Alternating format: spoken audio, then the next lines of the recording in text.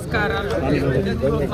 నాతో పాటు సురేఖ మేము ఇద్దరం కలిసి ఇక్కడ మరి మాజీ సీఎం గారు, ఆపోజిషన్ లీడర్గా ప్రతిపక్ష నేతగా ఉన్నటువంటి కేసీఆర్ గారిని కలిసి మరి జనవరి 28 నుంచి 31 వరకు జరిగేటువంటి మన రాష్ట్ర పండుగగా మరి దేశ విదేశాల నుంచి కూడా ఎంతోమంది భక్తులు వచ్చేటువంటి పండుగ, మరి కొంగు బంగారంలా కోరిన కోరికలు తీరుస్తున్నటువంటి సమ్మక్క సారలమ్మ మహాజాతర జరుగుతున్న సందర్భంగా మరి మాజీ ముఖ్యమంత్రి గారు గౌరవ శ్రీ కేసీఆర్ గారిని నేను, మా అక్క సురేఖ అక్క గారు, అదేవిధంగా ఇక్కడ ఆకాంక్ష గారు, మన జిల్లా అధ్యక్షురాలు, మా ములుగు జిల్లా అధ్యక్షుడు డిసిసి పైడాకుల అశోక్ గారు, మేమందరం కలిసి రావడం జరిగింది.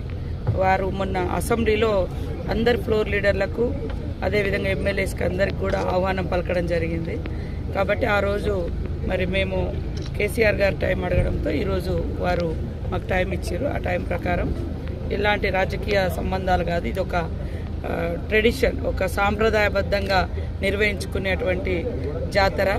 ఆదివాసీ బిడ్డలుగా పుట్టినటువంటి సమ్మక్క సారలమ్మలు కానీ ఈ రాష్ట్రంలో కానీ పక్క రాష్ట్రాల్లో కానీ అందరి దేవులుగా ఒక కులము, మతము, ప్రాంతము అనేటువంటి తేడా లేకుండా మరి అందరి కోరిన కోరికలను తీర్చే తల్లులుగా ఉన్నారు. కాబట్టి ఈ యొక్క మహాజాతరకు మేము ఆహ్వానించడం జరిగింది. వారు అదేవిధంగా కేసీఆర్ గారు, వారి సతీమణి శోభమ్మ గారు కూడా ఇద్దరు కూడా కూర్చొని మేము ఇచ్చినటువంటి ఆహ్వానాన్ని స్వీకరించడం జరిగింది.